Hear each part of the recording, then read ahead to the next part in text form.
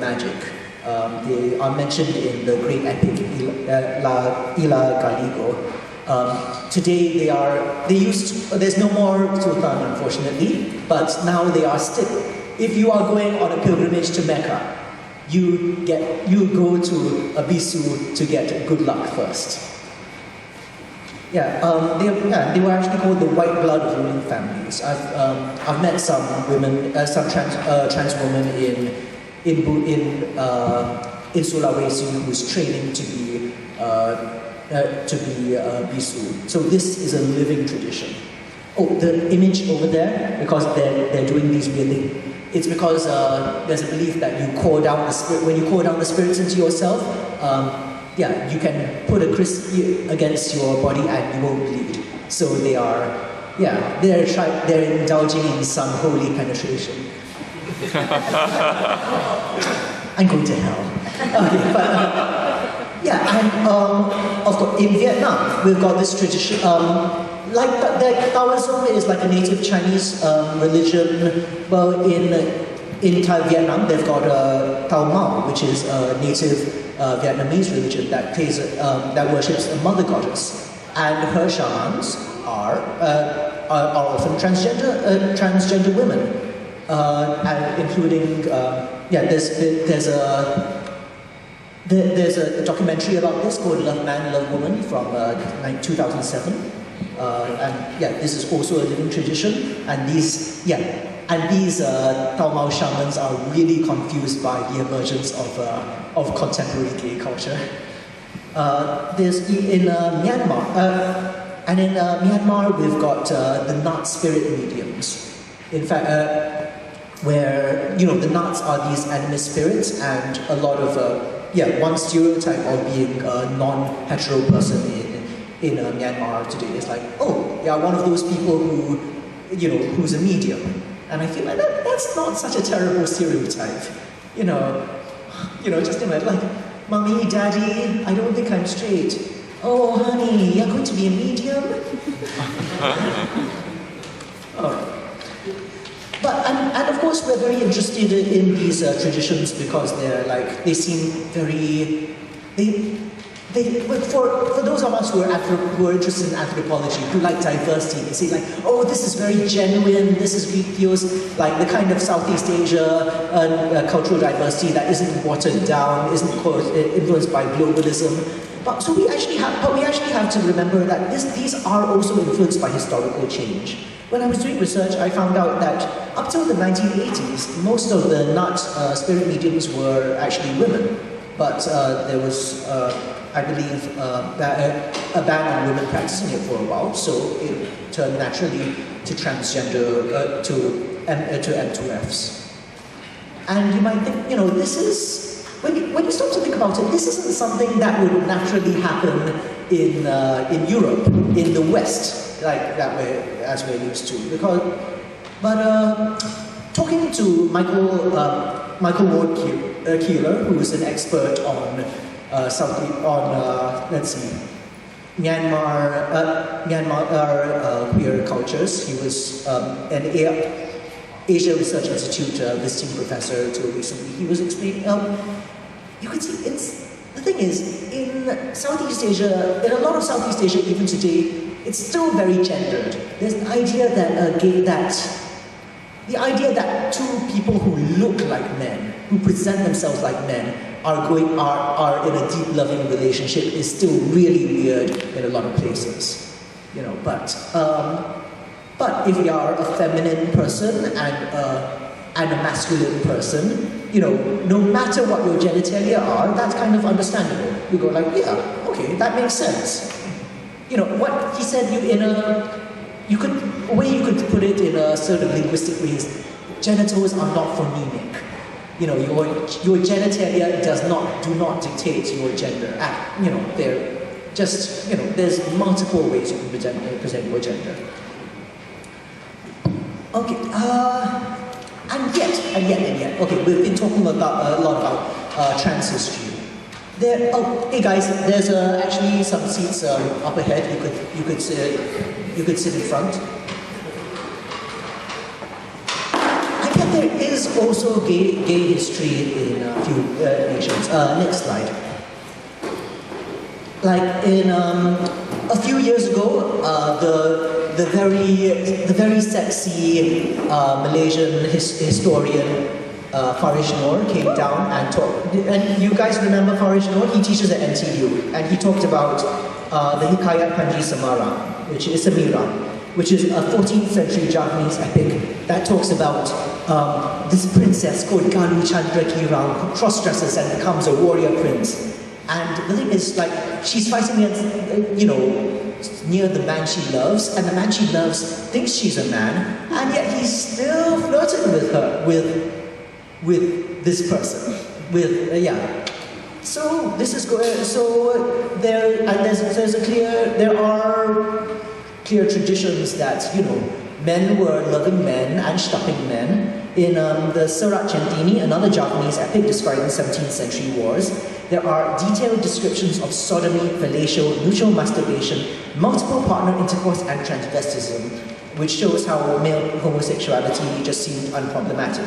There's even one scene in which two male heroes of the story are anally penetrated by a nobleman, and then the nobleman is anally penetrated by one of them, which is like, some people see that as showing that you can be. It was demonstrating that, being a man involved could involve sexual mastery in really different ways. And also in Java, we've got this culture of the warok, male actors in a drama genre called Reog, who wore tiger masks and were really, seen as uber masculine theatrical figures. But to retain their sacred power, they had to avoid sex with women. So often they took on these understudies. Understudies were below 16, 18 years old, but they were called gamblaks, and even though they weren't supposed to have sex, it was known that, it happens. North in Thailand, there's also historical evidence of gay and lesbian, both gay and lesbian sex. There are admonitions against monks and courtiers having their gay sex, and we often know about this about gay sex happening because there are people saying stop doing that. There's also there are records about in the old palace culture for the Lakon Nok dance dramas. They were only originally performed by concubines, and who played both male and female figures, and it was known that sometimes these ladies slept with each other. That was given a name. It was Len Puan, playing with friends. Which sounds like a similar game.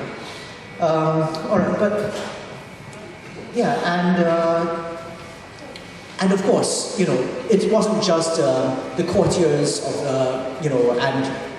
monasteries which were saying stop having sex. It was also in colonial times. The conquistadors coming to the Philippines were horrified. The Dutch anthropologist who came to Indonesia describes immorality of the worst kind. In fact, the 1919 Encyclopedia of the Netherlands Indies, it says the Indonesian archipelago is, pederasty is widespread.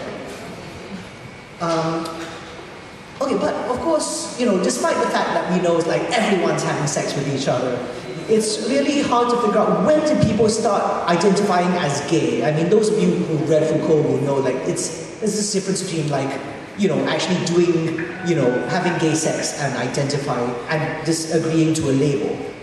And it's really easy to see it as a Western import, especially since in Indonesia the word for gay is gay, the word for lesbian is lesbian. But and yet and of course in Singapore, when our gay culture seems to have emerged only in around 1960s, it's easy to say, it's easy to kind of feel like it's from the West. But there are suggestions, there has actually been an autobiography of a gay man found in Indonesia who was writing about his life in the 1910s and 1920s. And yeah, and his name was Suchipito, and not only did he have his own sexual awakening with other men in his own society in school before finding out about homosexuality officially, but when he says that when he first found out that Dutchmen, that there were gay Dutchmen, he was like just really surprised. He thought, wait, I thought we had this culture all to ourselves. And yet, it's clear that this is, that there was colonial, there probably was colonial influence as well. You see, there's, with the colonials clamping down on it so much, people ended up hearing a lot more about this culture. Like one of these, I'll put up these two very famous cases of sort of Western, scandals involving Westerners which blew up. Some of you, those of you who love Indonesian and Balinese art will have heard of Walter Spies. He's one of the European artists who kind of really started Balinese art as we know it. Because for a long time the Balinese were like, painting on ritual objects which they were actually going to use for worship. And then, and then Westerners came in and said, this is awesome stuff. If you painted it on paper or canvas and then sold it to tourists, it would be great. And so now we think that's traditional. It's only sort of traditional, but he was a great painter, and he's an important part of our history. And in the 1930s, after there was a big there was a big scandal involving an Indonesian student who said that his Dutch teacher had been molesting him. Was it molest or was it rape? Rape. Yeah. There was a crackdown on pederasty in Indonesia, and Walter Spies was the biggest person to be implicated. He was German, not Dutch, and when he was arrested, he actually, it is said that his Balinese boyfriend, stood outside his prison wall and sang gamelan songs for him. Yeah, what, yes. All right, that's okay. No, I have no more time. 30 minutes. Please interrupt. I'm just... I was trying to signal him the time. All right, I should hurry up. Okay, all right, I'll skip over.